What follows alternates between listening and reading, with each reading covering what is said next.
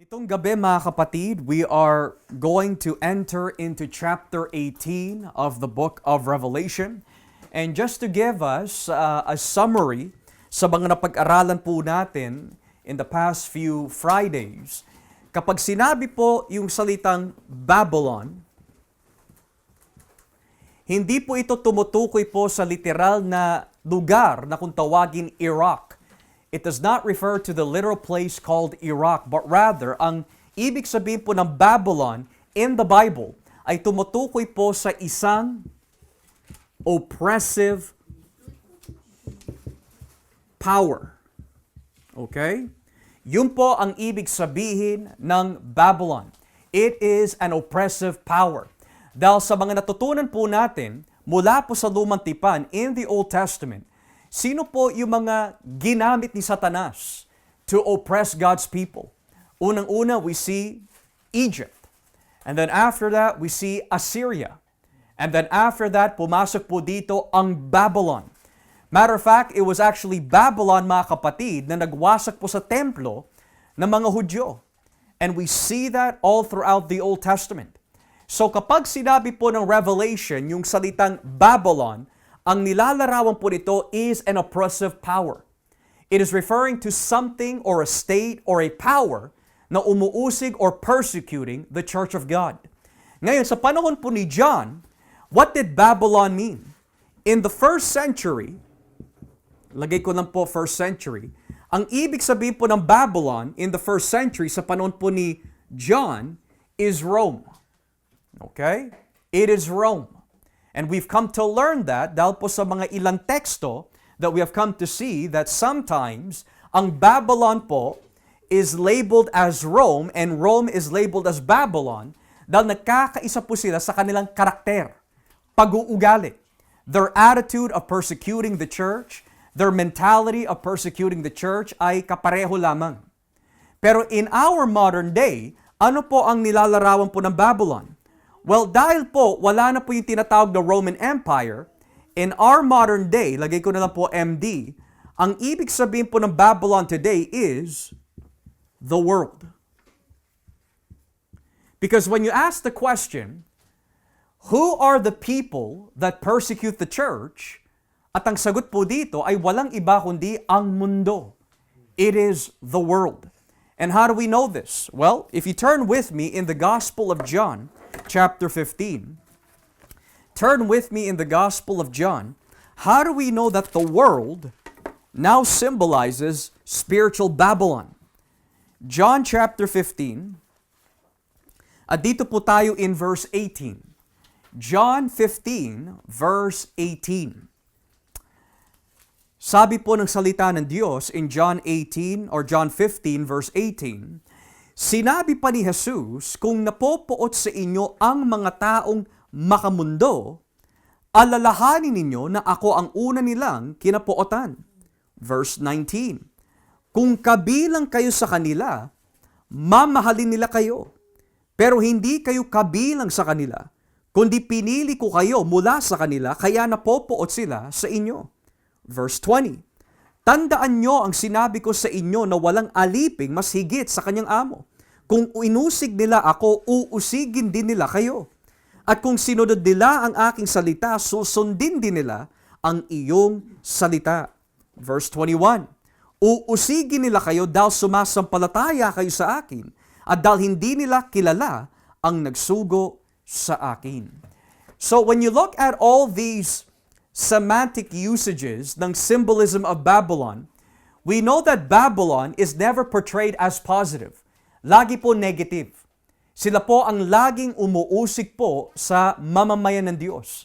In the time of John, sila din ang pumatay sa mga apostol. Historically and traditionally, it was Rome that beheaded Paul. It was Rome that crucified the Apostle Peter. Marami po silang pinatay na mga Kristiyano during their time. At sa ating kasalukuyan, in our modern day, ang nilalarawan po ngayon ng Babylon is the entire world against Christ. It is the world against God. It is the world against the gospel, against the church. So kapag sinabi po natin Babylon sa ating kasalukuyan, It is a reference to the world. So with that being said mga kapatid, para maunawaan po natin ang chapter 18, I want to give us first a structure outline of what is going on in Revelation chapter 18. Because ang chapter 18 po ng Revelation has 24 verses. Okay? So we could say, in the first structure of chapter 18, masasabi po natin, from verses 1 to 4, ito po yung tinatawag angelic proclamation.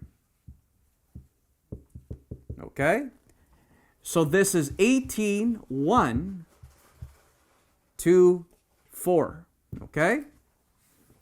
Pagdating po sa ikalawang bahagi ng chapter po na ito, you have heavenly voice. Okay? And that is from verses 4 to 20. And then to finish off the chapter, you have something called angelic execution. Bakit po siya tinawag angelic execution? Because this angel in verses 21 to 24 ay may hinagis po siya on the earth para madamay po yung mga taong ayaw maglingkod sa Diyos. So when you study chapter 18 of Revelation, ito po ang istruktura po niyan. From verses 1 to 4, or technically verses 1 to 3, angelic proclamation.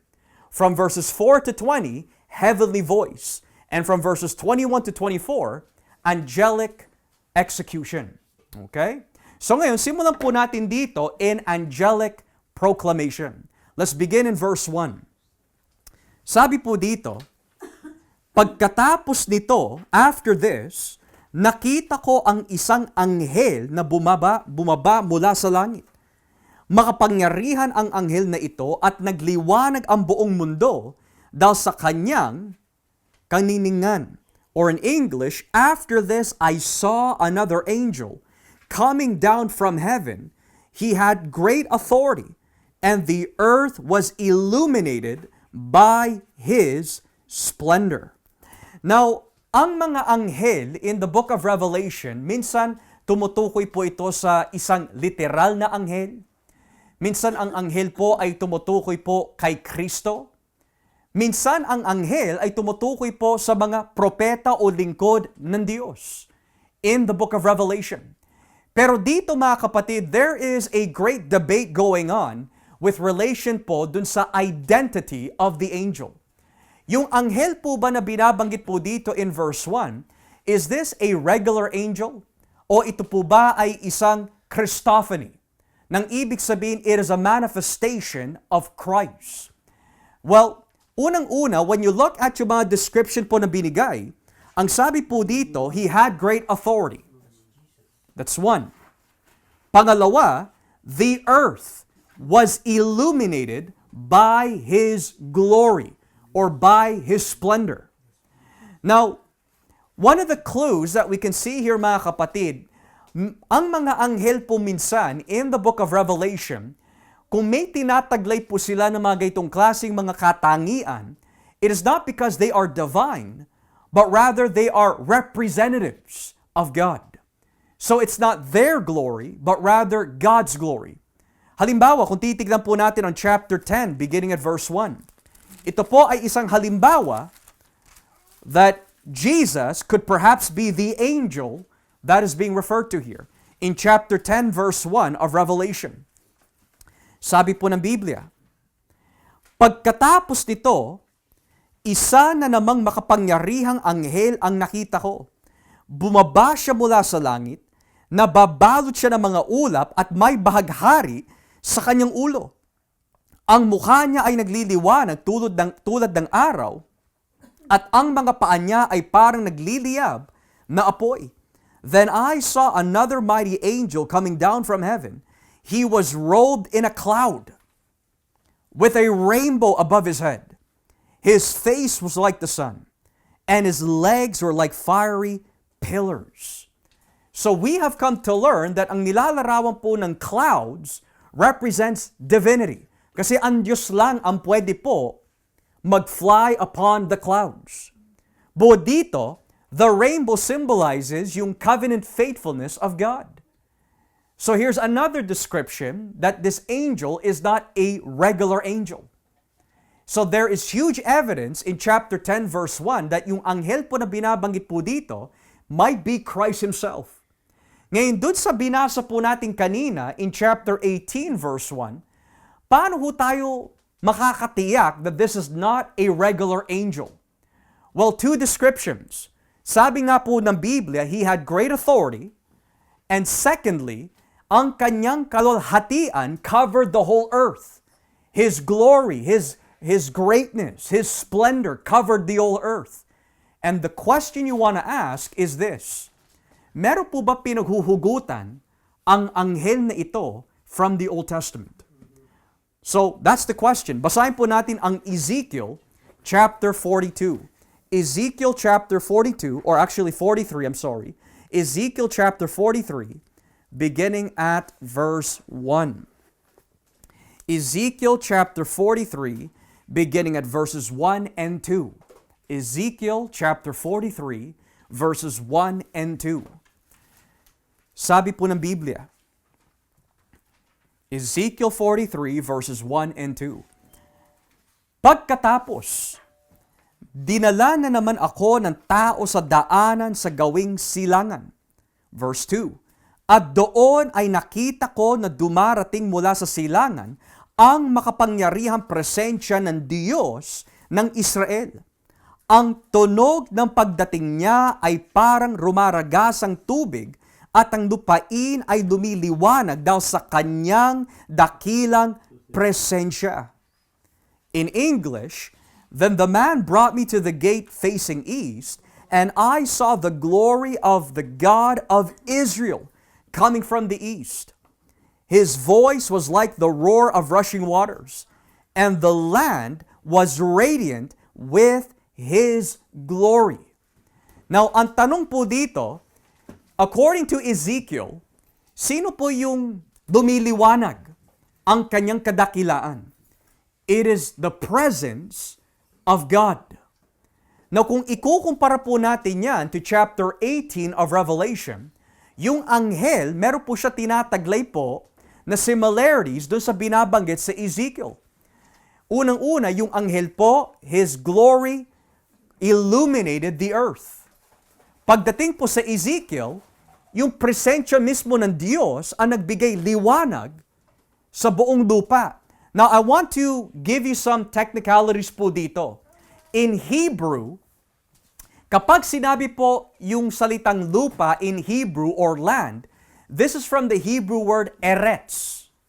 At ang salitang eretz in Hebrew minsan can be translated as land or mundo. So ngayon, kung dito po humuhugot ang Revelation 18, there is no difference between the two.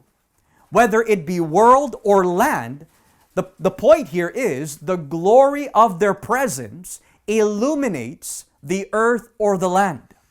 So ang tanong po, kung dito humuhugot ang angel from Ezekiel chapter 43, and the context says that yung presensya po na nagbigay ng liwanag sa buong mundo ay galing po sa Diyos, maaari mga kapatid that yung anghel in chapter 18 may be God Himself. Pero, para lang maging maingat po tayo, if it is not God Himself, perhaps, yung representation po ng anghel is a representative of God's glory. Okay? It could work either way. Now, if you turn with me again in chapter 18 of Revelation, beginning at verse 2, balikan po natin. This is what you will notice about our study. Pabalik-balik po tayo in the Old Testament and then back in the New. Because maraming hugot po. Revelation 18 verse 2. Sabi po dito, sumigaw siya na malakas. Bumaksak na ang sikat na lungsod ng Babylonia. Tirahan na lang ito ngayon ng mga demonyo at masasamang espiritu at mga kasuklam-suklam na ibon na itinuturing na marumi.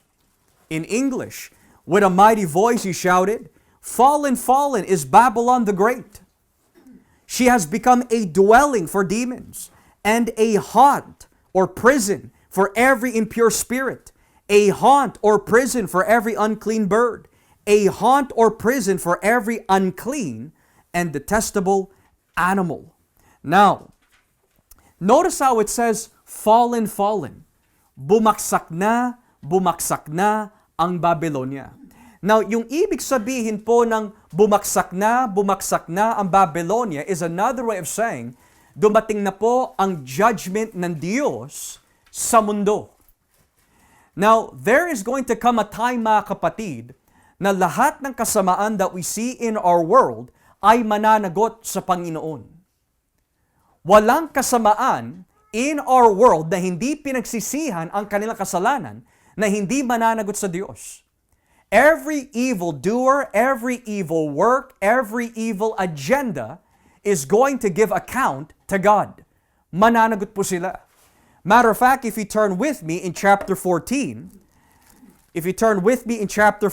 of Revelation, this is not the first time na binanggit po ng Biblia, bumagsak na ang Babylonia. Chapter 14, beginning at verse 8. Chapter 18, verse 8. Chapter 14, verse 8 of Revelation. Kasunod namang lumipad ang pangalawang anghel na sumisigaw, bumagsak na ang dakilang lungsod ng Babylonia. Ang mga mamamayan nito ang humikayat sa mga tao sa buong mundo na sumunod sa imoralidad nila na kinamumuhuyan ng Diyos. A second angel followed and said, fallen, fallen is Babylon the Great, which made all the nations drink the maddening wine of her adulteries. Now, nung pinag-aaralan po natin ng chapter 14 po noon, bakit po sinabi ho doon in chapter 14 verse 8 na dumating na po ang destruction ng buong mundo? The reason why that was brought into the picture is because, according to verse 6 and 7 of chapter 14, pagkatapos po ipangaral ang ebanghelyo, kung may mga tao pa ho that does not want to accept the gospel, what is there left para sa kanila? Destruction. Judgment. Kaya iniisip po na maraming tao sa ating mundo that you can live a prosperous life at hindi mo naman kailangan ng gospel.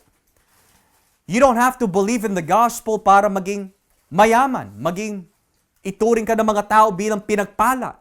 But the Bible makes it very clear that if a person rejects the gospel at dumating na po ang Panginoon, the only thing na magiging kahihinatnan po nila ay walang iba ho kundi destruction, judgment. They will be annihilated, destroyed. So ngayon, when you look at yung proclamation po nung anghel, sabi po niya, destruction, destruction, fallen, fallen is Babylon. Lahat na nakikita po natin sa ating mundo na itinuturing po ng mga taong makapangyarihan, malakas, may rank, we could say may posisyon, lahat po yan ay gigibain ng Panginoon balang araw. If the White House in the States ay hindi magsisisi, gigibain yan ng Panginoon. If our legislation, if our premier, if our prime minister, if our politicians dito po sa Winnipeg, dito po sa Canada ay hindi magsisisi, sa pagbabalik po ni Kristo, gigibain po sila. Walang taong itinuturing po dito sa mundo na makapangyarihan na hindi wawasakin ng Diyos sa kanyang pagbabalik. All will be destroyed. Pero ang tanong po dito mga kapatid, meron po bang hugot yung salitang fallen, fallen is Babylon in the Old Testament? Well, there are two passages that I want to show you. Dito po tayo sa Isaiah chapter 21. The book of Isaiah chapter 21 beginning at verse 9. Isaiah chapter 21 beginning at verse 9. Tignan niyo po ang nakalagay. Isaiah 21, talata 9. Sabi po dito, sumigaw ang bantay. Ginoo, araw-gabi nagbabantay po ako sa tore. At ngayon, tignan nyo, may dumarating na mga karwahe na hila-hila ng 2 kabayo. At sinabi pa ng bantay na wasak na ang Babylonia. Ang lahat ng imahe ng kanyang mga Diyos-Diyosan ay nagbaksakan sa lupa at nawasak lahat. In English of Isaiah 21 verse 9, "Look, here comes a man in a chariot with a team of horses, and he gives back the answer, Babylon has fallen, has fallen. All the images of its God lie shattered on the ground." Now, kung hihimayin po natin ang Isaiah 21, the question you want to ask mga kapatid, bakit wawasakin ng Diyos ang lugar ng Babylon in this context? Well, sabi po ng Biblia, because of their idolatry. If you notice verse 9, sabi po dito, ang lahat ng imahe ng kanyang mga Diyos-Diyosan ay nagbaksakan sa lupa at nawasak lahat. Nang ibig sabihin, destruction never comes upon anyone kung sila po ay maglilingkod sa tunay na Diyos. But what's going to happen to countries? Ano po mangyayari sa mga iba't ibang bansa kung marami po sila mga Diyos-Diyosa na pinaglilingkuran? Destruction. Kung titignan niyo po ang ating bansa sa Pilipinas, bakit po lagi nililindol, lagi po binabaha, lagi po nagkakaroon po ng hatol mula po sa Diyos? Dahil marami ho sila pinaglilingkuran ng mga Diyos-Diyosan. So ganoon din ang nangyari po sa Babylon in the time of Isaiah. God says, Babylon will be destroyed dahil sa mga pinaggagawa ninyo na pagsamba sa mga Diyos-Diyosan. Pero hindi lang po Isaiah, pati na rin po ang Jeremiah chapter 51. Jeremiah chapter 51, and let us begin here in verse 8. Jeremiah chapter 51, beginning at verse 8. Jeremiah chapter 51, beginning at verse 8. Sabi po ng Biblia, biglang mawawasak ang Babylonia. Ipagluksa niyo siya. Gamutin niyo ang mga sugat niya. At baka sakaling gumaling siya. In English, Babylon will suddenly fall and be broken. Wail over her. Get balm for her pain. Perhaps she can be healed. So ngayon, ayon po sa mga teksto po na ating binasa po kanina, there are 2 passages in the Old Testament, and there are several more perhaps, na pwede po natin tignan, but we will limit it only to 2. Isaiah 21 talks about, wawasakin po ang Babylonia. Jeremiah 51 talks about, wawasakin po ang Babylonia. Yung dalawang teksto po na yon ang ginagamit po dito in Revelation 18, pero it's pointing to Rome sa panahon po ni John, pero sa ating kasalukuyan, ito ang magiging kahihinatnan ng mundo kapag hindi siya nagsisi. Now, I want to erase this for a bit because there's a few things na nabanggit po dito. Pagkatapos po ng sabihin ng Diyos na wawasakin po niya ang Babylon, may 3 elemento na maninirahan sa Babylon. There are 3 things that will be dwelling in the world, in Babylon. Unang-una, sinabi po, demons. Okay? The second thing that chapter 18 mentions, it will be a dwelling place of unclean spirits. And lastly, unclean and hated birds. Now, the NIV renders it as simply animals. Pero sa original, talagang it's birds ang nakalagay. Okay? Now, sabi po ng Biblia, kapag dumating na po yung destruction ng mundo, ang mundong ito will be the inhabitation ng mga demonyo, ng mga masasamang espiritu at mga marurumi at kinamumuhuyan ng mga ibon. Demons, unclean spirits, and hated and unclean birds. Now, if you want to ask the question, Brother Josh, ano po ba ang demon? Ano po ba ang demon spirit? Sa Biblia, kapag sinabi po demon spirit, it is referring po sa isang espiritu na walang katawan. Ito po ay isang masamang espiritu, so to speak. Kung tutuusin mga kapatid, demons and unclean spirits are probably the same. Nagkakaisa ho sila. There's not much difference between the two. Ngayon, dahil po ang mga demonyo ang nabanggit po dito, sa Biblia, ang mga demonyo ang silang naglilinlang sa mga tao. They are the ones who deceive people. Ang mga demonyo po ang nakokontrol sa mga tao who do not have Christ. May mga questions nga ho, kagaya po nito. Can a Christian who has the Holy Spirit be ever demon-possessed in their life? The answer is no and never. Bakit po?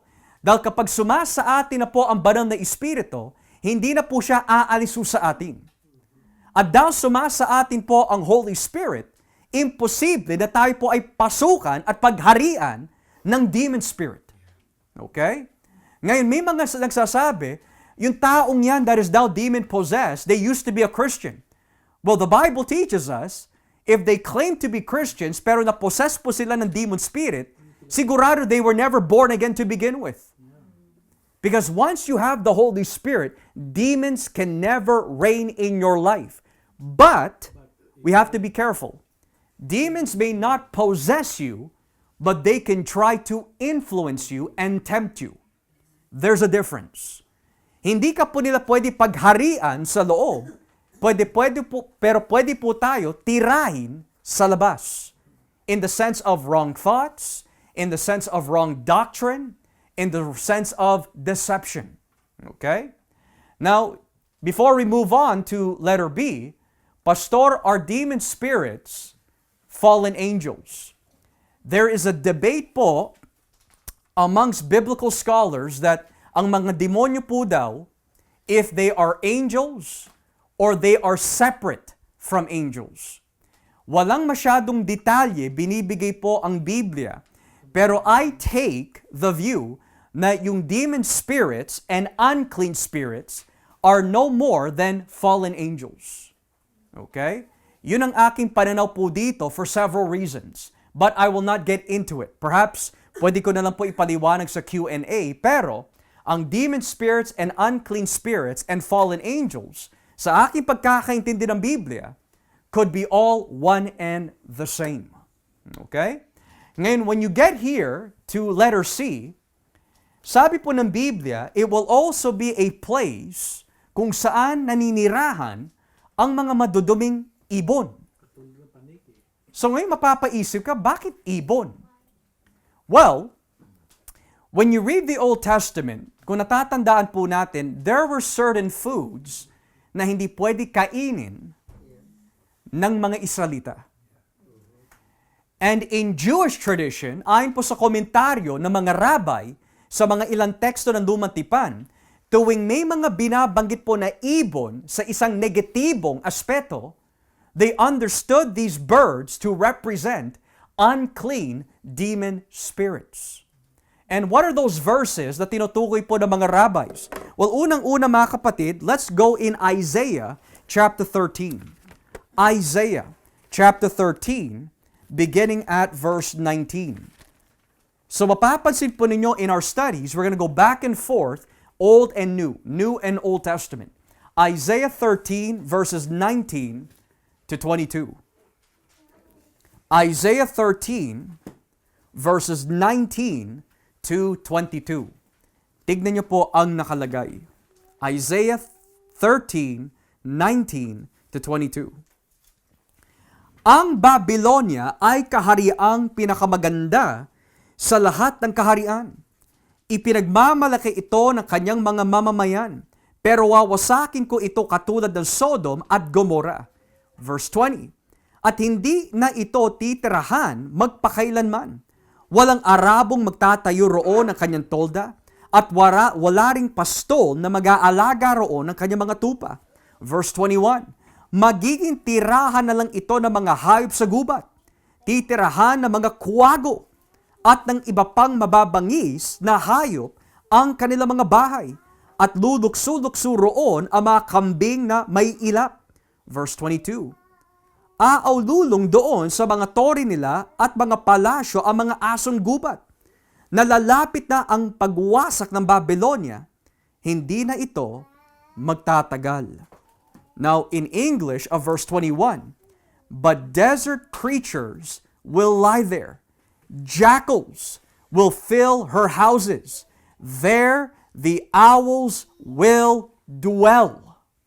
Now, ang tanong po dito mga kapatid, when the Bible talks about unclean birds, ano po ba yung mga ibon na itinuturing po marumi in the Old Testament? Owls is one of them. Kitang-kita ho natin, owls is definitely one of them. And then may tinatawag the horned owl. And then you have jackals or other birds na binabanggit po dito na itinuturing po mga marurumi na ibon. Pero hindi lang po ang Isaiah ang nagbanggit po nito. In Isaiah chapter 34, if we continue on, it's not only Isaiah 13, but as well in Isaiah 34, beginning at verse 11, Isaiah 34, verses 11 and following, look what it says. Isaiah 34, verses 11 and following. Sabi po dito, magiging tirahan ito ng mga kwago at mga uwak na sa plano na ng Panginoon ipadana sa lupaing ito ang kaguluhan at kapahamakan. At tatawagin itong walang kwentang kaharian. Mawawala ang lahat ng pinuno nito. Tutubo ang matitinik na mga halaman sa mga napapaderang lungsod at matitibay na bahagi nito. Maninirahan doon ang mga kwago at mga asong gubat. Verse 14, magsasama-sama roon ang mga asong gubat kasama ng iba pang hayop sa gubat, tatawagin ng mga maiilap na kambing ang mga kasamahan nila roon, at ang mga malignong lumalabas kapag gabi ay pupunta roon para magpahinga. Verse 15, ang mga kwago ay magpupugad doon, mangingitlog, mamimisa at iingatan nila ang kanilang mga inakay sa ilalim ng kanilang mga pakpak. Ang mga uwak ay pares-pares na magtitipon roon. In English of verse 15, the owl will nest there and lay eggs. She will hatch them and care for her young. Under the shadow of her wings, there also the falcons will gather, each with its mate. So here are a few examples na makikita po natin in the Old Testament, and there are several more na pwede po natin tignan, but we will limit it only to two, that lahat po na nabanggit po dito, when Babylon is judged, sino po ang makikinabang? Hindi yung mga taong itinuring matuwid o malinis ng Diyos, kundi yung mga masasama, mga demon spirits. Now, in our world today, ang katanungan po, dahil ang ating mundo ay pinagaharian ng kasalanan, posible po ba na ang nagpapatakbo po ng mundo ay mga demon spirits? And the answer, of course, is yes. The Bible teaches us that Satan is the prince of the power of the air. The Bible also teaches that Satan, little small g, is the God of this world. Siya yung namumuno, so to speak, ng mundong ito. At sinasabi din po ng ating Panginoon na si Satanas ay may sariling structure, kaharian. He has his own kingdom. So this teaches us that if Satan is ruling temporarily the earth through sin, then punong-puno po ang ating mundo ng demonic activity. Kaya kapag may mga napapanood po tayo ng mga scary po na movie or mga scary na documentary, mga paranormal na documentary, minsan may magpapakita po na white lady, minsan magpapakita po ang mga malilit na bata na tumatakbo, na nakaputi sa sementeryo. A lot of people say, ghosts, ghosts. Hindi ho. Mga demon spirit po yun. Satan can appear as an angel of light. Ganoon din ang kayang gawin ng mga demonyo. O kapag may namatay po na kamag-anak, tapos nagpakita ho siya sa atin, Nay! Tay! Hindi ho. Those are demon spirits. Kaya in our culture, yung mga superstitions ay, nagpaparamdam na kaya nagpakita. Hindi ho. Mga demon spirit po yun. The Bible says, once a man is appointed to die, after this, the judgment. Okay? Hindi siya lakbay diwa. Hindi siya gumagala tapos nagpipikabo sa mga tao. Hindi ho. Once they're dead, dediretso na po sila kung saan ho sila pupunta. Either heaven or hell. So yan po ang sinasabi ho dito. The world under God's wrath ay magiging puno ng demonic activity. And how do we know that our world is full of demonic activity? Tignan nga ho natin mga kapatid, inuusik po ang church. The church is being persecuted. People hate the gospel. Gumagawa po sila ng mga batas against the gospel. That is not the result of godly activity. That's the result of demonic activity. So totoo ang sinasabi ng Biblia.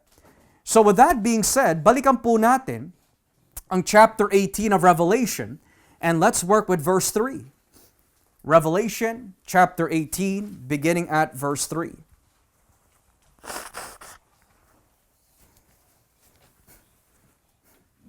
Sabi po ng Biblia, in chapter 18 verse 3 of Revelation, nangyari ito sa lungsod ng Babylonia dahil inakit nito ang mga tao sa buong mundo na sumunod sa imoralidad niya na kinamumuhuyan ng Diyos.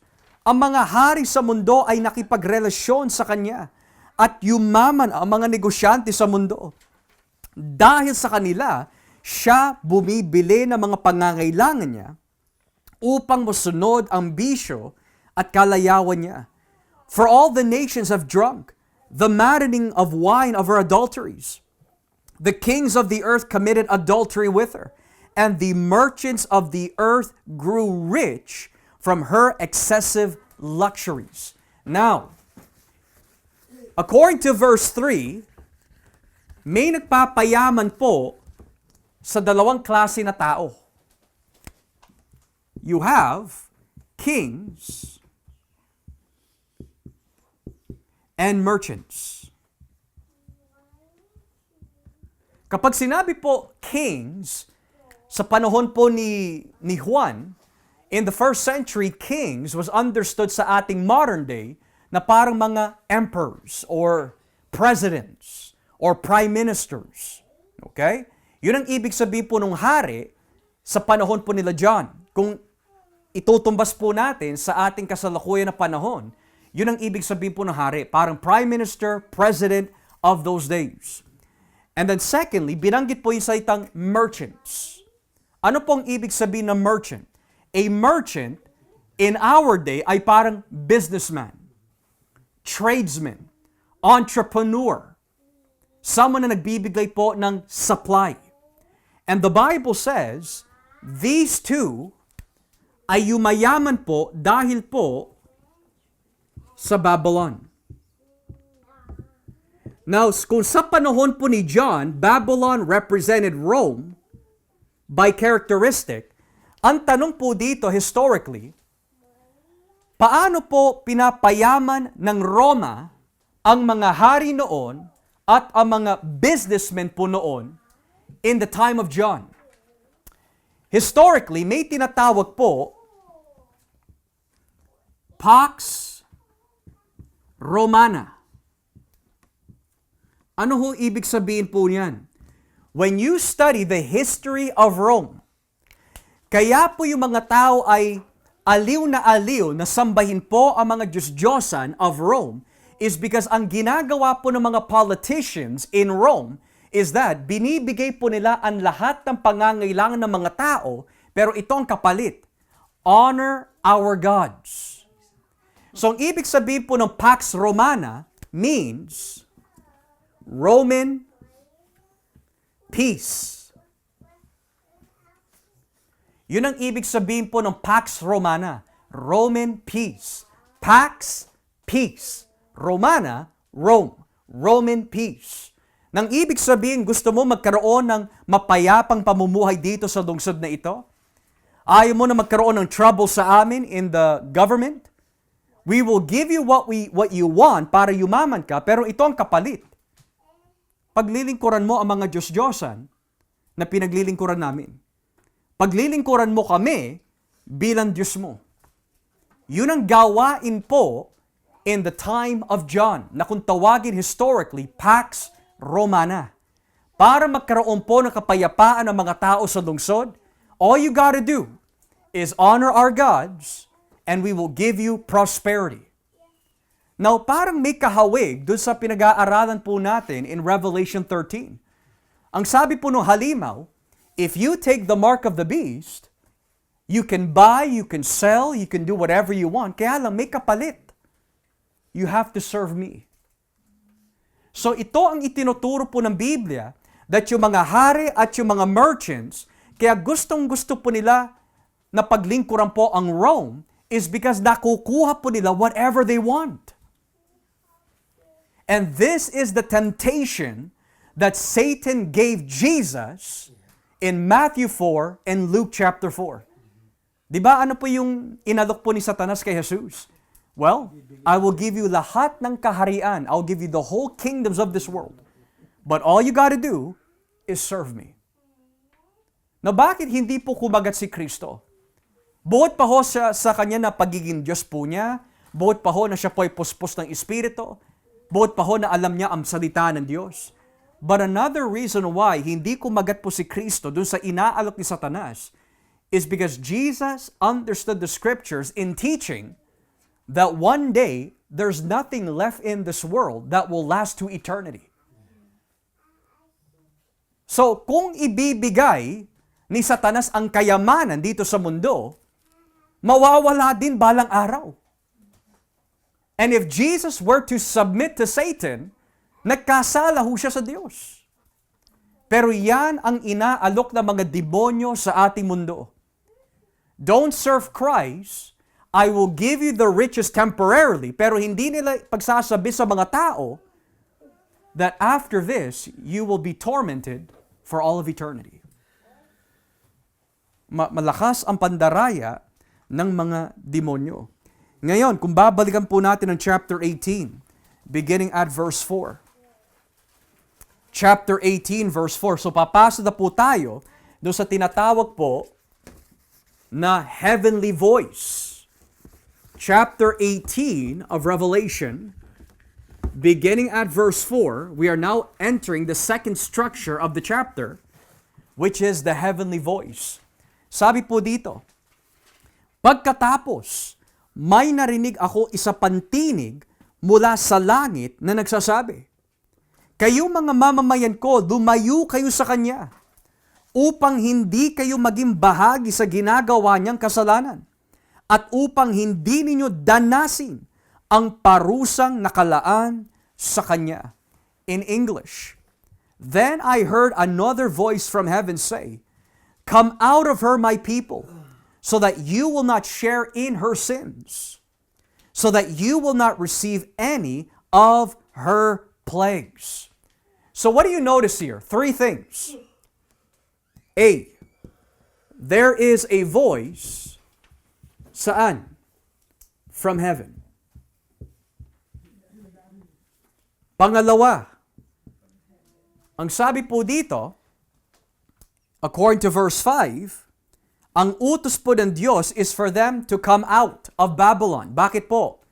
Because they are to come out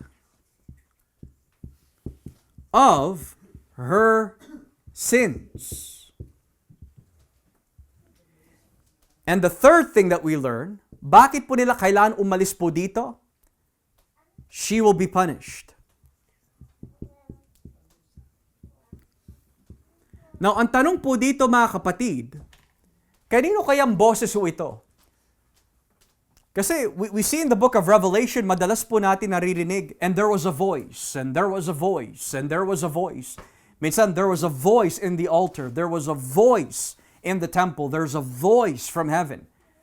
Now, we could skim through this. Pwede po natin huwag himayin po ito, pero there's something significant. Dahil ang sabi po dito nung tinig mula sa langit, come out. Come out. Now, anytime that you hear the words come out, lalo na sa lumang tipan, most of the time, yung nagsasalita po ng come out, is God. Lagi Diyos. Maliban na lang po in Genesis chapter 18, kung natatandaan po niyo Sodom and Gomorrah, sinabi po ng mga anghel, huwag kayo lilingon, come out of here. Labas kayo.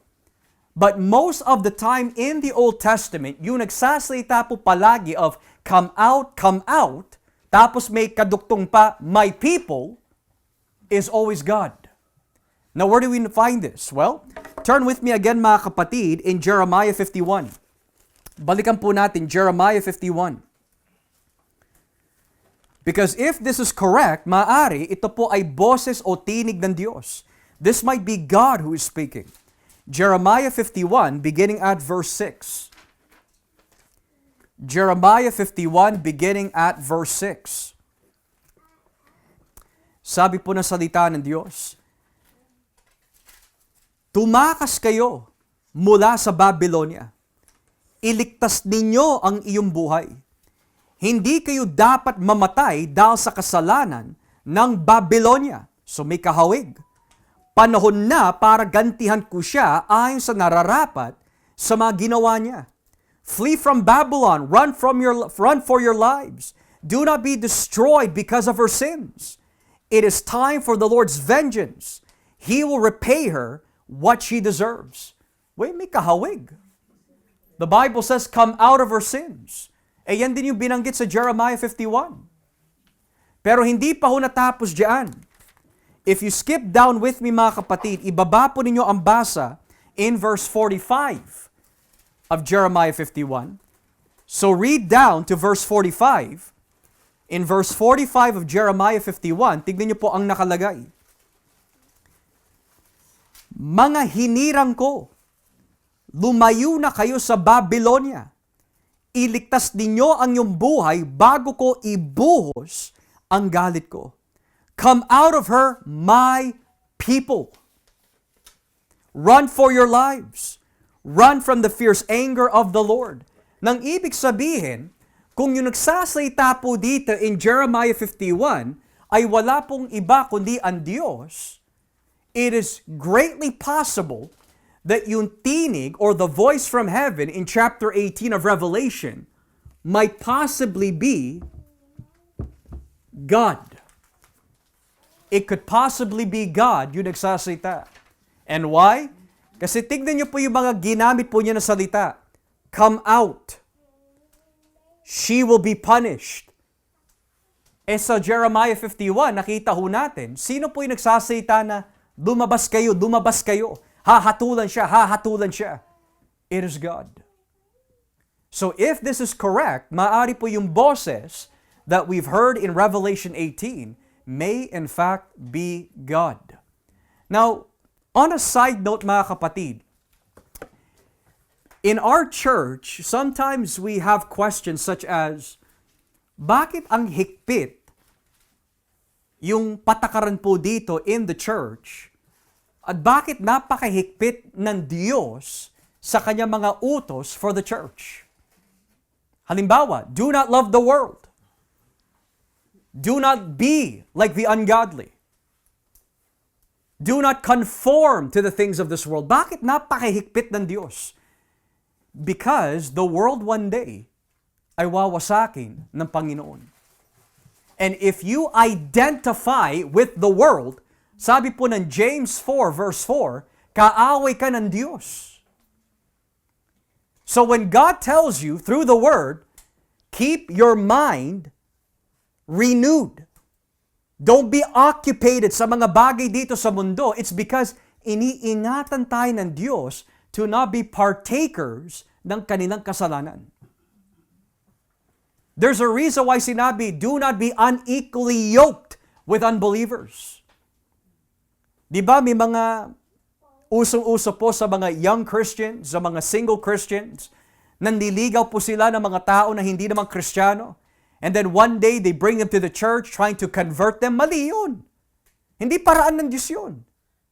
Evangeligaw ang tawag doon. Ini-evangelize mo sila for the sake na ligawan. And that is unbiblical. Minsan, irereto natin itong hindi mananampalataya sa isang mananampalataya. Sa isang banda, on a humanistic perspective, parang ang ganda tignan kasi hindi na siya lonely eh.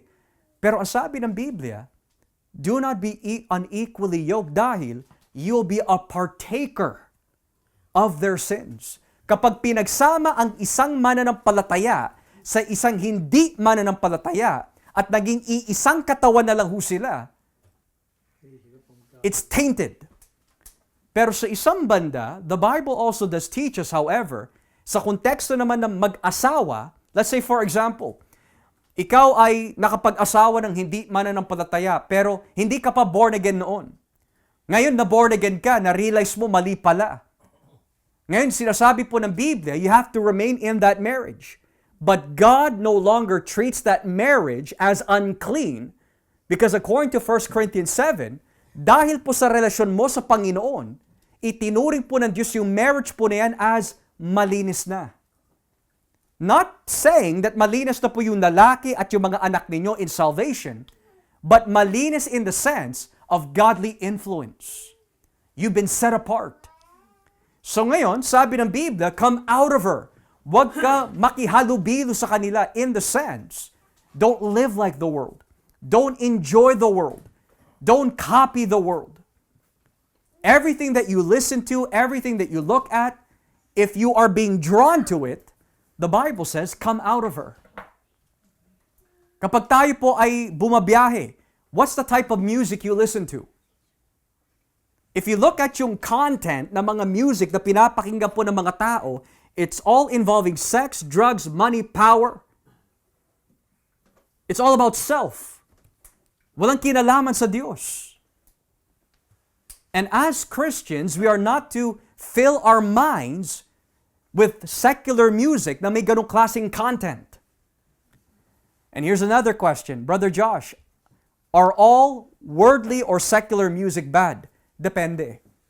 The Canadian anthem is technically a secular music or anthem, but it's not bad. So we have to be very careful what we listen to. Tignan mo yung mga lyrics. Pastor, what about yung mga romantic songs? Depende rin because ano po ba ang estado mo? If you just came from a breakup, tapos yun lagi ang pinapakinggan mo, well, it's not helping you. Start listening to gospel songs, to hymns. Yun ay magpapalakas ho sa ating spiritual. So kailangan din po mag-ingat sa ating mga pinapakinggan. Dahil kapag nawili ho tayo mas yun ang magiging punong-puno po sa ating utak kesa po yung mga bagay tungkol sa Diyos. And we are commanded by Scripture, be renewed in your mind. Don't be conformed to this world. Now, yung mga binasa ho natin kanina, come out, binalik din po yan sa bagong tipan. Basahin po natin ang 2 Corinthians chapter 6. 2 Corinthians chapter 6. Where do we find that we are not to be like the world? 2 Corinthians chapter 6, beginning at verse 14. Sabi po ng Biblia in 2 Corinthians 6, verse 14 and following.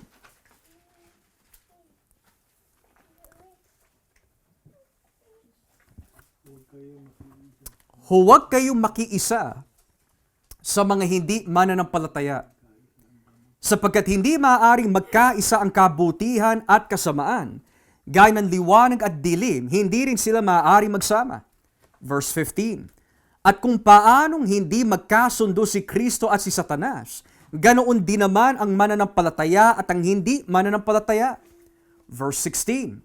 Hindi maaaring magsama ang mga Diyos-Diyosan at ang Diyos sa iisang templo. At tayo ang templo ng Diyos na buhay. Gaya ng sinabi ng Diyos, mananahan ako't mamumuhay sa kanilang piling. Ako'y magiging Diyos nila at sila'y magiging mga taong sakop ko. Verse 17. Kaya lumayo kayo, come out from them, at humiwalay sa kanila. Layuan ninyo ang itinuring na marumi at tatanggapin ko kayo. Verse 18. at ako'y magiging ama ninyo, at kayo na may magiging mga anak ko. Ako ang Panginoon makapangyarihan ang nagsasabi nito. So going back to Revelation 18, why does God or the unknown voice speak to the church in saying, come out of the world? Huwag kayong makiayon sa mundo. Huwag kayong makihalubilo sa kanilang masamang gawain. Do not be conformed to what they do. Because the Bible says, you become a partaker and you will also be punished because of her sins. So, what is a true Christian? A true Christian has no desire to be like the world. Ang isang tunay na Kristiyano, sa proseso ng kanilang sanctification, unting-unti nawawala ang kanilang pagmamahal sa mundo. They will have no love for the world as they are growing to be Christians. Pero posible po ba sa isang Kristiyano na magkaroon ng konting pagmamahal para sa mundo? Posible if they are backsliding. If they are turning away from God's Word. If they are turning away from God's truth. Pero if you're always walking in God's light, God's Word, iibahin ng Diyos ang puso ho natin. Iibahin po niya ang direksyon ng ating mga nais.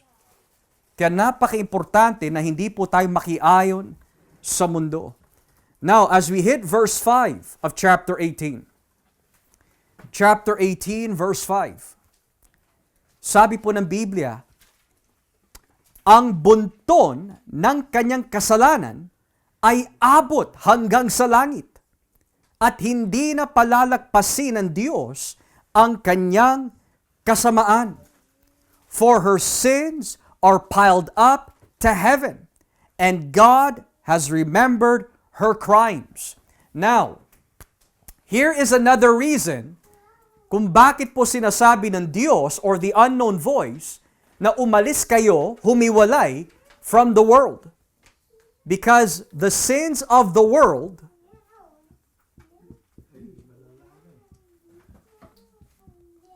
has reached heaven. Now, what does that mean na umabot na po ang kasalanan sa langit? Well, hindi po ito literal. But the metaphor is quite disturbing. Dahil ang langit, masasabi ho natin, is infinitely above the universe. So, in the Bible, may tinatawag po na tatlong langit na binabanggit po ni Pablo. There are three heavens according to Paul. You have the heaven which is the clouds. You have the heavens na tinutukoy bilang universe, space. And the third heaven, which is the presence of God. Now, according to science, ang ating universe is expanding as we speak. Nag-e-expand ho siya. So, yung pagiging lawak po niya ay hindi natatapos. Palawak na palawak. Pero since the Bible says, hindi umabot lang po sa space, kundi umabot na sa langit in the presence of God, this means napaka-dubha, napaka-grabe ang kasalanan po ng mundo. And you want to ask the question, why has the sin of the world or sins of the world reached heaven? And the answer is, mga kapatid, mula sa pagkakasala ni Adan hanggang sa ating kasalukuyan, nagtitiis lang ang Diyos sa mga tao dito sa mundo. Now, may mga scientists, I don't know kung tama po ang kanilang sinasabi, they say that our world is about 6,000 years old. Some say it's billions of years old. At ito po ay nahati sa dalawang views, yung young earth creationists, the old earth creationists. Ako, it doesn't really matter to me. Because at the end of the day, whether it's old or new, God is going to judge the earth. Now, if it is 6,000 years or if it's billions of years old, again, only God knows, Imagine, sa pagkakasala ni Satanas, sa pagkakasala ni Adan, hanggang sa ating present day, imagine how many sins demon spirits and human beings have committed since the beginning of time. Umabot na. And in the Bible, tuwing binabanggit po na umabot na, umabot na, umabot na, this is another way of saying na oras na nahahatulan ng Diyos ang mga ito. Do you guys remember Sodom and Gomorrah? When you read Genesis chapter 18 in your own time, ang sabi po ng Biblia, the reason why God is going to judge Sodom and Gomorrah is because nakarating sa Kanya ang kanilang kasamaan. Well, ano po bang ginagawa sa Sodom and Gomorrah? Kabaklaan, lack of hospitality, pagiging brutal sa kanilang kapwa. And the Bible says, umabot na sa Diyos. Now, napaisip po ako mga kapatid, may mga tao ho na iniisip nila na kapag gumagawa sila ng kasalanan at hindi sila pinaparusahan ng Diyos, akala nila makakatakas sila. But little do they know, kaya hindi sila pinaparusahan ng Diyos instantly is because perhaps their sins is just piling up. So may mga tao na iniisip nila kahit magchismis ako, magsinungaling ako, gumawa ako ng kalokohan, patalikod o lihim man o lantad, akala nila makakatakas sila. But little do they know, they're just piling up their sins. At hanggat hindi nila pinagsisisihan ang kanilang mga kasalanan, paakyat ng paakyat yung mga kasalanan nila.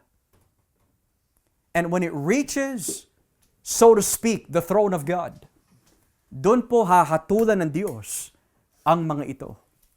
Now, in your own time, pinaghugutan po nito yung reaching heaven in Jeremiah 51 verse 9.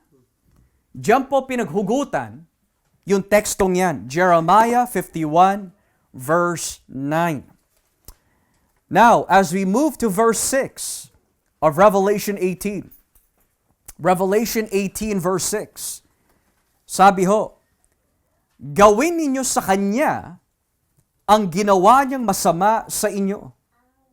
Gumanti kayo ng doble sa Kanyang ginawa. Kung ano ang ginawa niya masama sa inyo, doblehin ninyo at ibigay sa Kanya. Kung paanong nagpataas siya at namuhay sa karangyaan at kalayawan, gantihan ninyo siya ng katumbas ng kahirapan at kalungkutan. Now, burahin ko muna ho ito.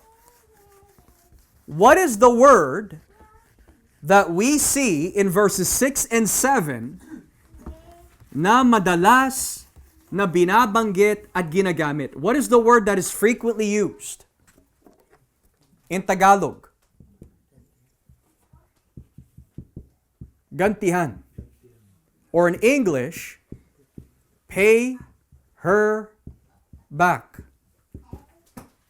Now, isang katanungan, Pastor, di ba this is contradictory sa Biblia? Di ba sabi ng Biblia, kailan pagpalain ang mga kaaway, mahalin ang mga kaaway, ipanalangin ang mga kaaway? Bakit sabi ho dito gantihan sila?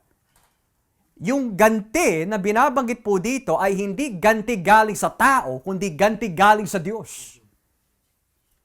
So kapag tayo po ay inuutusan ni Kristo, bless those who persecute you, pray for those who do evil to you, tayo ang tinutukoy po ni Jesus, mga tao. Pero ang may karapatan lamang gumanti sa mga gumagawa na masama ay walang iba kundi ang Diyos. Now, ang tawag po dito sa wikang Latin is lex talionis. Kapag sinabi lex talionis, lex means law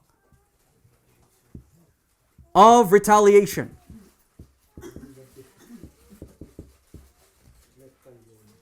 So now you want to ask the question, whose law can give retaliation sa mga masasama? It's God. God alone can give that retaliation. Now, itong mga salitang gantihan, pay her back, saan po ito nakuha? Ito po ay kinuha in Psalm 137, verse 8. Psalm 137, verse 8. Diyan po pinaghugutan po yan. Now, when you get to verse 7 of Revelation 18, verse 7, bakit po siya hahatulan? Here's the reason.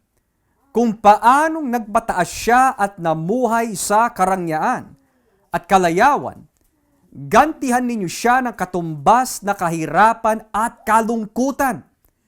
Sapagkat, here's the reason, inakala niyang reyna siya at hindi makaranas ng kalungkutan tulad ng mga byuda.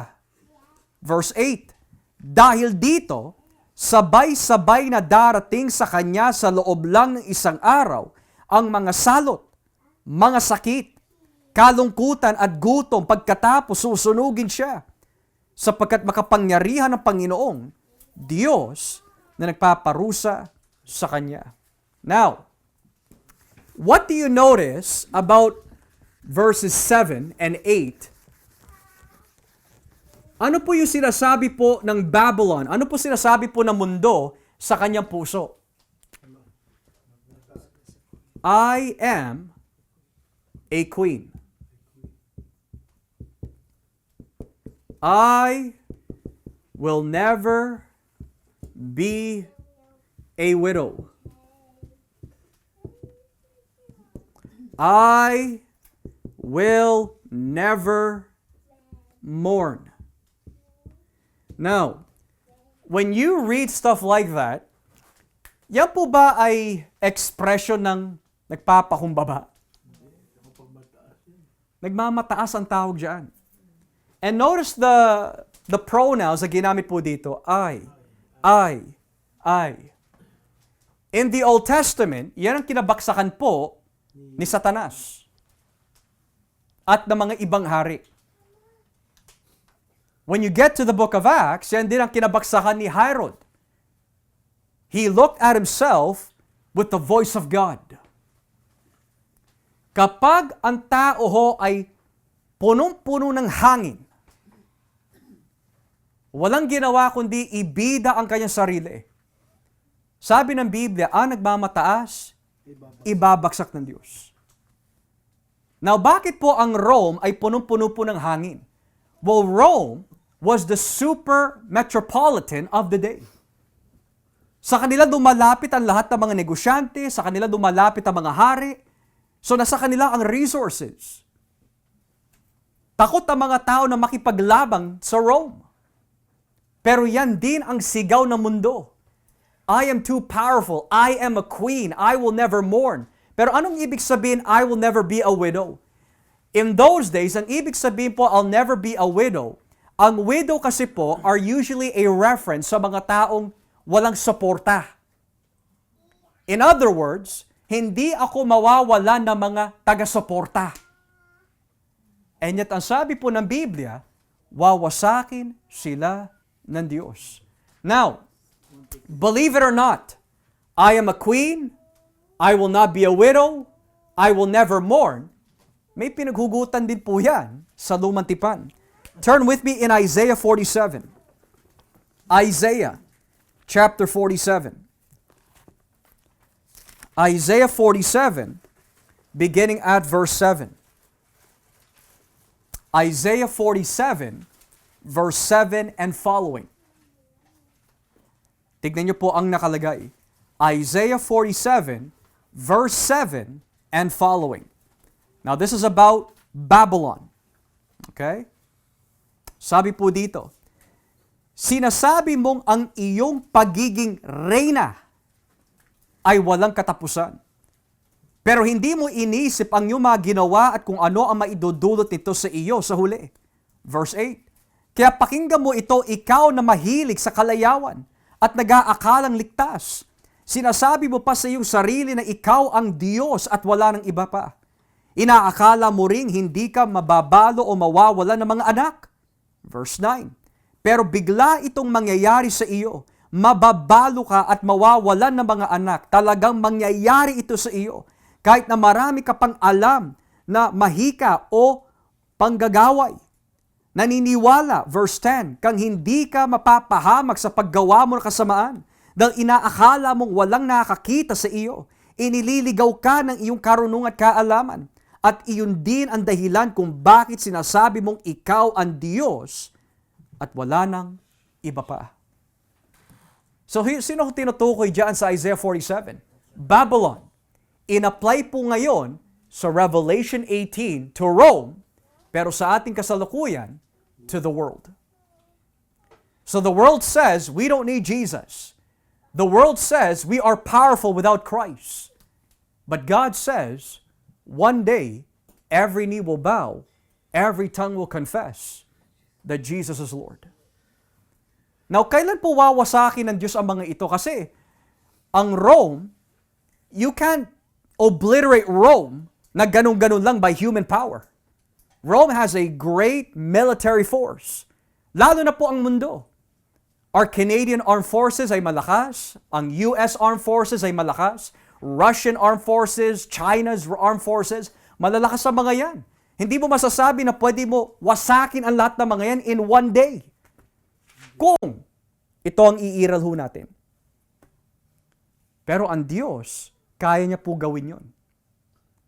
Pero how long? Let's go back to Revelation 18. Verse 8.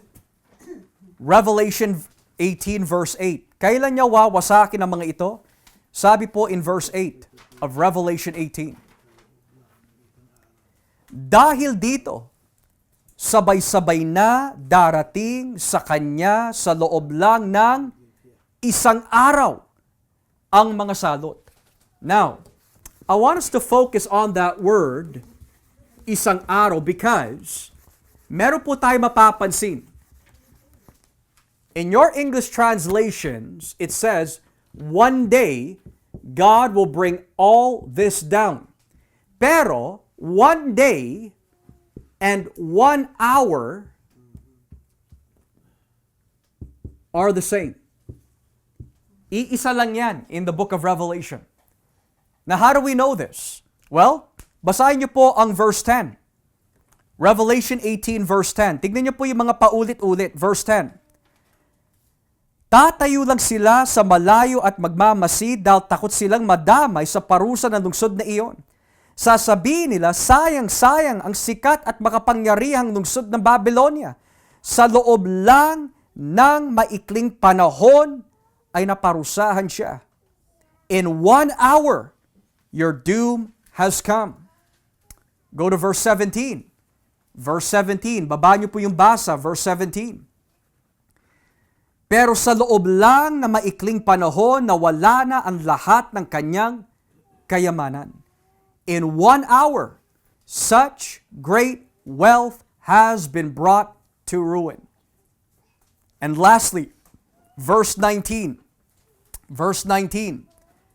At dahil sa kanilang kalungkutan, lalagyan nila ang alikabok ang ulo nila at mag-iiyakan. Sasabihin nila, sayang-sayang ang sikat na lungsod na iyon.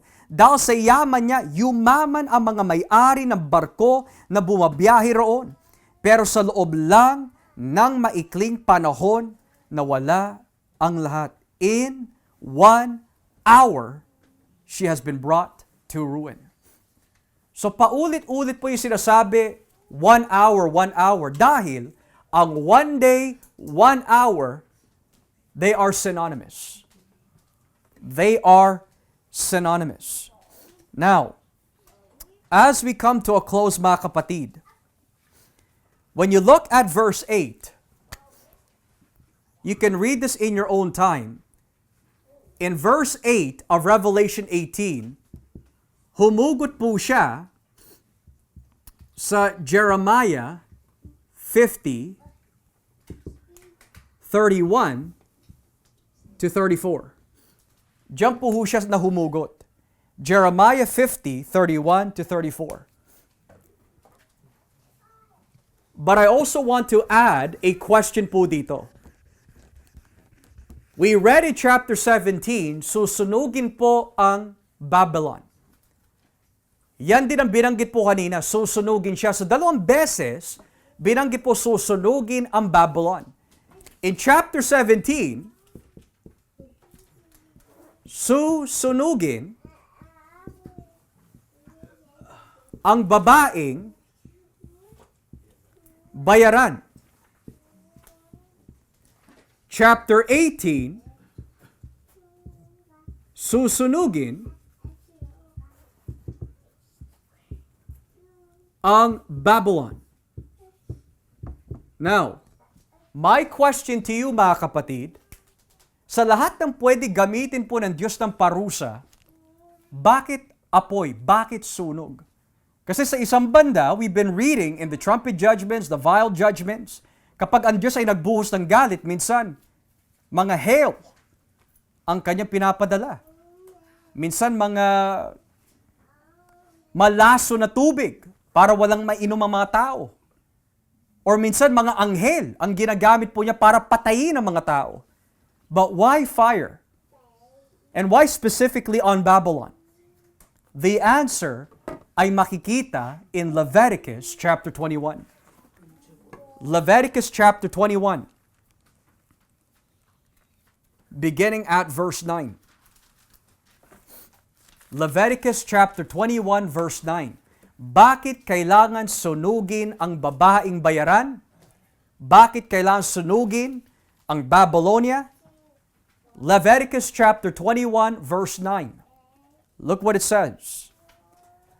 Kung kayo'y may anak na babae na nagdudulot ng kahihiyan sa inyo dahil sa nagbebenta siya ng panandaliang aliw, siya'y ituturing na marumi, dapat siyang sunugin. In English, if a priest's daughter defiles herself by becoming a prostitute, she disgraces her father. She must be burned in the fire. Now, notice this. Bakit susunugin po ang babaeng bayaran? Because she played the harlot. Why does Babylon get judgment in fire? Because binenta niya kanyang sarili spiritually so that other people would get rich, pero ang kapalit, serve other gods. Now, kaya susunugin po ang Babylon is because God is still enforcing that in the midst of evil, He is holy. Do you see that? God is holy. So kahit po umaakyat ang kasalanan ng mga tao hanggang langit, susunugin po ng Diyos ang lahat ng ito because He is holy. So in short, what can we learn from chapter 18 verses 1 to 8? Well, magbibigay po ako sa inyo ng outline. And the question is, why is God going to judge Babylon? Okay? Why is God going to judge Babylon according to Revelation 18? Number one, she intoxicated the world. She made the world drunk. That's verse 3. Number 2, her sins reached heaven.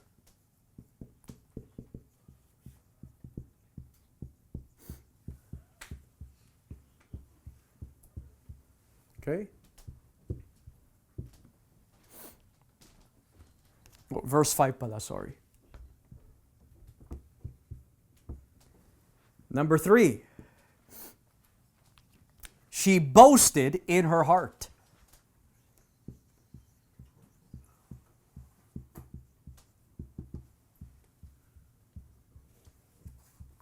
Verse 7. And lastly, she murdered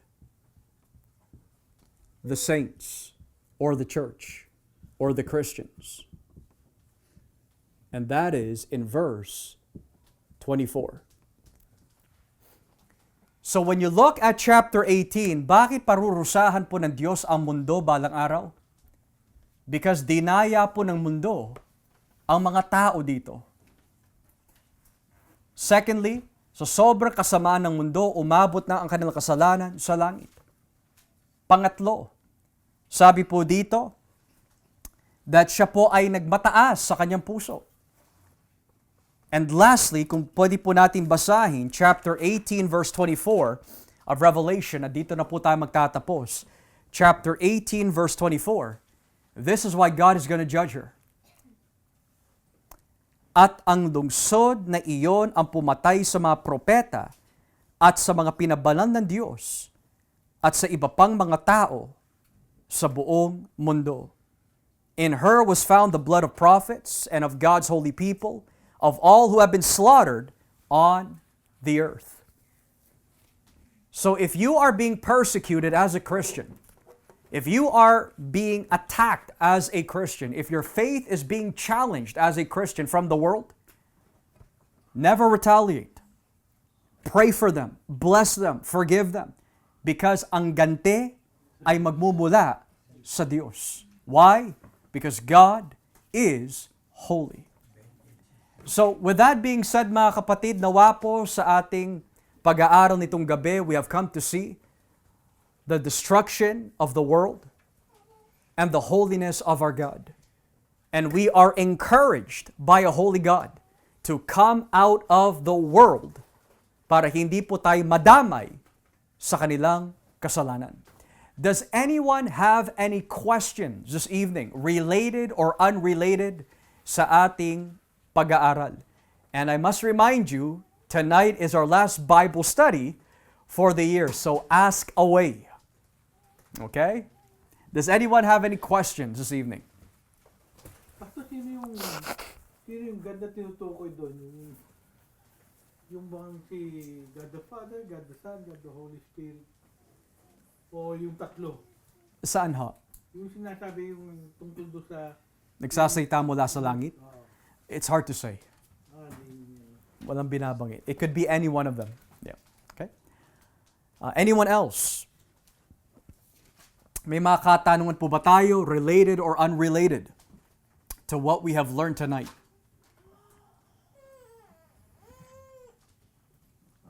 Brother Ray? Basta yung nabanggit na 1 day tsaka 1 hour, ano yun, sa oras ng Diyos yun o oras ng tao yun? I would say, Brother Ray, because kino-communicate po ng revelation yun sa mga tao, sa atin, it involves time. So it's gonna be soon. Pero sa Diyos, dahil walang time yon, it's gonna be sudden. Yeah. So, dahil ang Diyos ay nabubuhay or He is living in eternity with there's no time, hindi yung pwede mag-apply sa Kanya. Pero we could say that yung expression is nothing more than suddenness. Kaya naman sinabi lang po niya doon, 1 day, 1 hour, it's just a literary technique lang. Literary technique. Okay? Pero if it was literal, for me, I'm not convinced na literal po siya because when we get to Revelation 19, the moment magsalita lang po si Kristo, patay na lahat ng mga kalaban eh. So that's not gonna take an hour. So instantly they die. So perhaps it's just suddenness lang. Okay? Anyone else have any other questions? so yan, Pastor, yan yung, yung why God judged the world because of that. Because of those sins, yeah. Yeah. So ito po ay naglalarawan kung ano po yung ginagawa ng mundo noon hanggang ngayon. Through Rome, through Babylon, and in our world powers today. Yeah. Meron din ba kinalaman yung sino?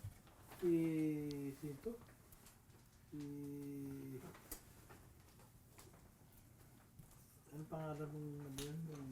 Yung tayo, Tower of Babel? Yan? Tower of Babel? Yeah. Wala, Yung kanta ho? Yung kanta? Hindi, yung Tower of Babel na doon sa Genesis. We could say so, pero kasi yung ginawa kasi po ng Diyos lahat sila nagsipangalat ho eh. Pero nabuhay din. Dito, walang mabubuhay. Walang mabubuhay, yeah. So it's a different judgment. Okay? Anyone else have any questions this evening? Nay? Pastor, yung sinabi niyo kanina, so every time po na, kasi araw-araw po nagkakasala tayo, kung tayo ano ba, nagkasala po tayo, araw-araw tayo hingi ng tawad, ng sorry. Hindi, ganun po ba, hindi nadadagdagan yung kasalanan natin. Yeah. So, I would want to insert a nuance po doon kasi kung yung paghingi po natin ng tawad ay walang tunay na pagsisisi. Yun. So kung tunay na pagsisisi pinag-uusapan ho natin, hindi po siya pwede mag-pile up dahil kino-cover na po ng dugo ni Kristo yun eh. So yun ang infinite grace ng Diyos para sa atin. Pero nga po para sa mga ibang tao who are not in Christ, humihingi sila ng tawad pero hindi talaga sila nagsisisi. Yun. Aabot po talaga sa langit. Okay. So, may Yeah. question ako Yes, yes. regarding dun sa nabanggit ni Nanay. So, masasabi ba natin like na yung pagsisisi na yon without like meron kasi binabanggit sa 2 Corinthians where it says there's a sorrow that it doesn't lead to salvation. There's a sorrow that leads to salvation, yung nag-ano ng repentance, and there's a sorrow that does not lead, which is The worldly sorrow. Yeah. Worldly sorrow. That's, Yeah. that's what I'm looking for. So, masasabi natin that the worldly sorrow continues to pile up sa tao. Matter of fact, kapatid, now that you brought that up, worldly sorrow is what you're going to see in Revelation 18 next year. Because sila yung nagdadalmahati eh. They're saying, nawala na yung lungsod namin. Yun ang nagpapayaman sa amin. So they have worldly sorrow.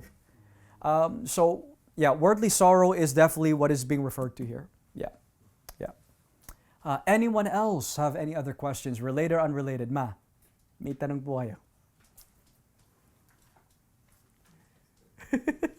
Sige ha, ano po yung tanong po ninyo, Ma?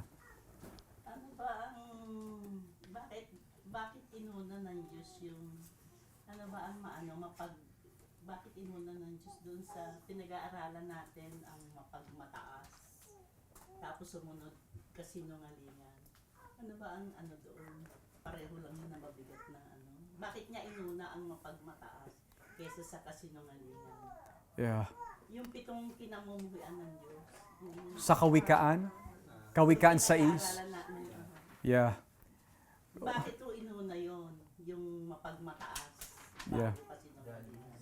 Well, sa aking pagkakaintindi, Ma, anytime that tayo po ay gagawa ng kasalanan, it's usually confidence in the flesh.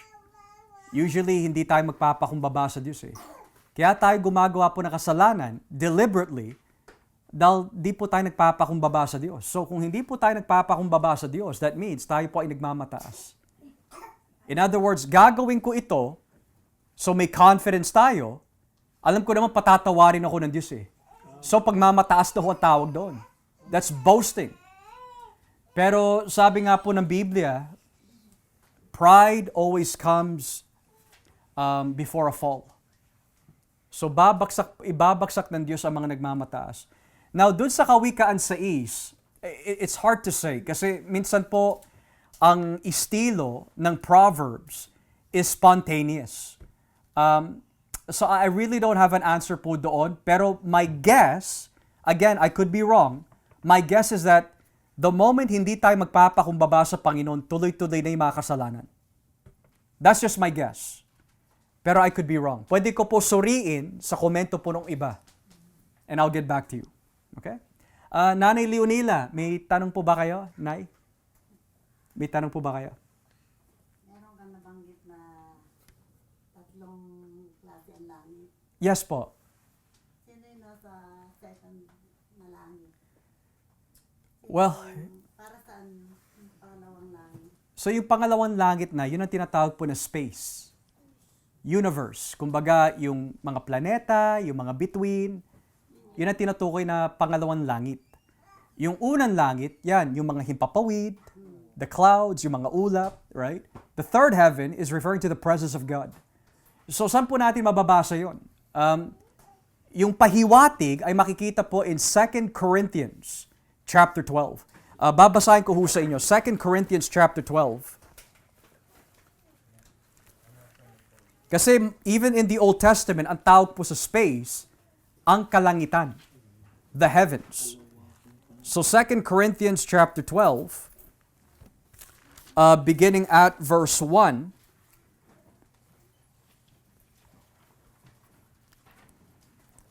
And let us read the following. Ikalawang Korinto 12:1, pababa. Napilitan akong magmalaki kahit na alam kong wala akong mapapala dito. Sasabihin ko sa inyo ngayon ang mga ipinahayag at ipinakita sa akin ng Panginoon. May 40 na taon na ang nakakaraan nang dalhin ako sa ikatlong langit. Kristiyano na ako noon. Hindi ko matiyak kung nasa katawan ako noon o nasa espiritu lamang. Ang Diyos lang ang nakakaalam. In English, I know a man in Christ who 14 years ago was caught up to the third heaven. Okay? So, yun po ang binabanggit ng Biblia na ikatlong langit.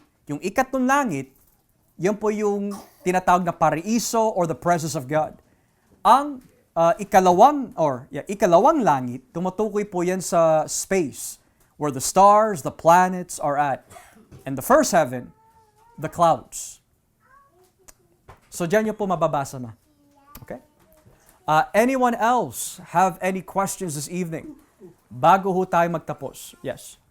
Pastor, sabi niyo kanina, yung refer dun sa verse 2, when it comes sa unclean and hated birds, you said maihahalin tulad siya rin sa mga unclean or evil spirits.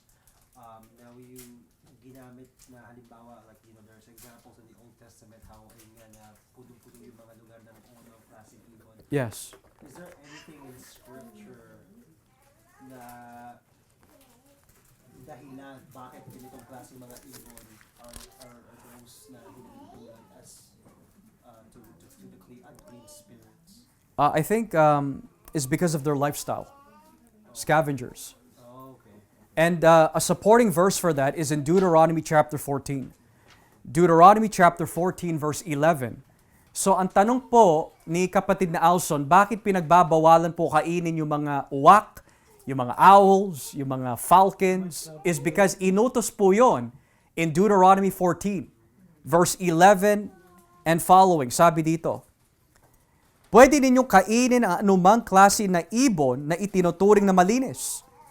Pero huwag ninyong kakainin ang mga ibon katulad ng agila, uwak, ibon na kumakain ng bangkay ng tao o hayop, lawin, kwago, ibang naninila, ibang dumadagit ng isda, tagak, at paniki. Right? So bats, hindi pwede kainin ng mga yon because of the way that they live. Okay? Thank you for your question. Thank you. Any last questions bago po tayo magtapos? Yes. Go ahead. Dun sa when you mention Leviticus 21 verse 9, susunugin the daughter of any priest. Is there a correlation doon? When you mentioned that, of course, syempre in the midst of evil, God is so holy. Is there any correlation there of the priest pagdating sa Diyos? And to the daughter being like whoever it is na, of course, in the case na nagkasala. Is there any correlation to that? Not that I can think of at the back of my head. We'll have to look at some references there to see if there is. But if by correlation were there real-time events, is what you're saying in the Bible, or Kasi parang, metaphors? and maybe I'm just reaching here. Kasi parang di ba, tinuring ang Diyos bilang Ama. Of course, alam naman natin na, in Scripture, Israel, or the people of God, is called His Son, my Son. And sometimes daughter. And sometimes naituring rin na as daughter as well. Yeah. So yun yung isa, parang iniisip ko lang yun. Oh, I get what you're saying. So in the priesthood of God, Yeah. is there any event where he punishes his daughter, so to speak, Israel, in fire? Perhaps the closest kapatid would be nung nilusob ng Babylon ang Jerusalem and burned them. That would be the closest. But in that context, hindi siya ihinalid tula. Well, they did serve other gods. Yeah, they were also considered parang Harlots. harlots as Exactly. well. Yeah. So anytime that they serve other gods, harlotry na yun. So in that sense, I would say that would be your closest resemblance. Yeah. Pastor, yung paniki, Mhm. di ba ang kinakain yung prutas? Bakit pinagbawal mo? Hindi ko ho alam. Nakakatakot ang paniki. Parang Hindi ko ho alam. Pero ang pagkaalam ko, di ko alam ho kung totoo ito, may mga ibang bansa na kumakain ng paniki na nag-cause po ng worldwide virus. So I'm assuming, madumi ho yun. So, hanggang doon na lang ho ako. Meron pong mga paniki na sumisip-sip po talaga ng dugo. Oo, yung vampire Sa ba? mga- Brother June? Pero Yeah. Which is, ano, kumakain ng prutas. Theory ko lang to, Pastor. Sa na-observe ko, sabi nyo, yayaman sila kasi nakipagtiban sila dito sa babaeng bayaran. Kasi, if you notice, lahat ng mga gamit is made in China. Okay? Yumaman sila kasi yung labor doon is very Cheap. cheap. Yep, yep. So, theory ko lang yun is my own theory.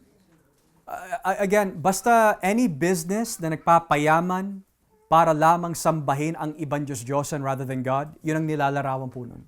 So that would be everyone. Kasi hindi lang China, made in Indonesia, made in India, made in Mexico. Mga mass endorsers po yung mga and suppliers. Pero when you look at their countries, China doesn't serve God. Mexico doesn't serve God. India serves many gods. So, yun po yung nilalarawan po nun. Yeah. Okay, anyone else have any other questions this evening? Okay. Well, kung wala na ho katanungan, my prayer and hope mga kapatid is that we have come to understand chapter 18 verses 1 to 8. And next year, January 9, kung hindi po nagkakamali, we'll have our Bible study again dito. So January 9, 2026. So we can literally say makikita na tayo next year, okay, for this. And then we will finish off, ang chapter 18, Lord willing. Okay? This is the last Friday. Last na po ito until next year, ho. Okay? Ano lang yan sa Bible study. Sa Bible study. Pero hindi natin titigil yung Sunday service, ho. Wala rin po tayong seminaryo. Yeah. Wala rin po tayong Hindi kailan ng seminary. Next year din po. Sunod na po. Yeah. We will announce it. Okay? All right, so magpasalamat po tayo sa Panginoon. Let's give our doxology this evening.